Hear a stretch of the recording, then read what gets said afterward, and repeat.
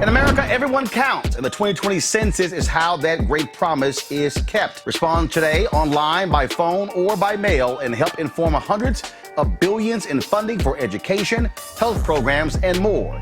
Shape your future. Start at 2020census.gov. Joe Biden did speak about the issue of vaccines today. This is what he had to say in his news conference. Long briefing with 7 of our nation's top public health experts on the state of the pandemic, the steps we need to curb the spread of the virus, and the challenges of distributing a safe and effective vaccine once one is identified. Before I turn to those issues, let me say a few words about the President's comments last night. Even before acknowledging to Bob Woodward on tape that he was fully informed on the gravity of the danger related to COVID-19, he refused to warn the American people. Again, last night in television town hall, the President revealed in no uncertain terms the lack of seriousness with which he continues to take this pandemic. Nearly 8 months after this crisis, on the doorstep of 200,000 American deaths, President Trump has refused once again to take responsibility or to take action. By his own admission, he continued to lie about COVID-19. He doubled down on the catastrophic mistakes that he's made. And perhaps, worst of all, he made clear that he still doesn't have a plan to bring us out of this crisis. He even said, and I quote, "A lot of people think that masks are not good, undercutting the easiest, most effective means we have for reducing the spread of this disease. This virus is still taking nearly 1,000 lives a day. The forecasts show that those numbers are likely to climb this winter. But incredibly, Donald Trump insists that he wouldn't have done anything differently. Not one thing.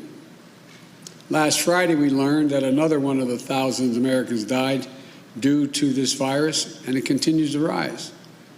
And on the very same day that we reported 1,000 deaths on Friday, and the very same day, Canada reported that not one person died of COVID-19 in Canada.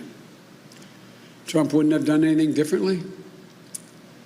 If you're a parent in America, preparing for another day that your child can't attend school, if you're grieving the loss of a son, a daughter, a mother, a father, husband or wife, if you're a small business owner who's on the brink of total bankruptcy, who can't open or can't go back to work because the virus still is spreading in your community, how does it make you feel to hear the President say he wouldn't have done anything differently?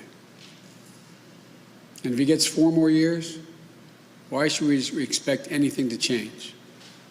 All President had to offer last night, President Trump, was the same weak and feckless inaction, the same lies and empty promises that we've seen from the very beginning. He still won't accept any responsibility. He still won't offer a plan. And last night, he repeated what he said so many times before, that even if he continues to offer only failing indifference, someday the virus is going to go away by a miracle. Even if he does nothing, it's going to go away by a miracle.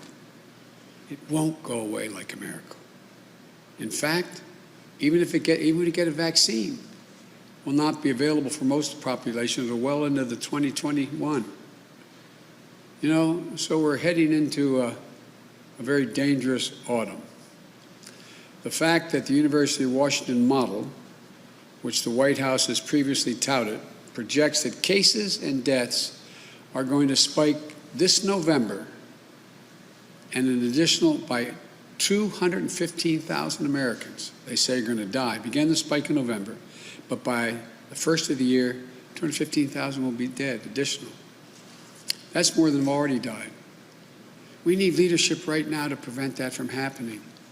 The same university the model shows, the University of Washington model, shows that if there's universal masking, these deaths could be, projected deaths could be cut in half. All right, folks, back to that Roland Unfiltered video in just one moment. As our community comes together to support the fight against racial injustice, I want to take a second to talk about one thing we can do to ensure our voices are heard.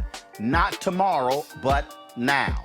Have your voices heard in terms of what kind of future we want by taking the 2020 census today at 2020census.gov? Now, folks, let me help you out.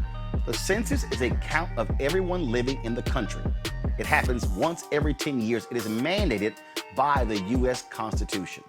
The thing that's important is that the census informs funding, billions of dollars, how they are spent in our communities every single year. I grew up in Clinton Park in Houston, Texas, and we wanted new parks and roads and a senior citizen center. Well, the census helps inform all of that and where funding goes. It also determines how many seats your state will get in the U.S. House of Representatives. Young black men and young children of color are historically undercounted, which means a potential loss of funding for services that helps our community. Folks, we have the power to change that.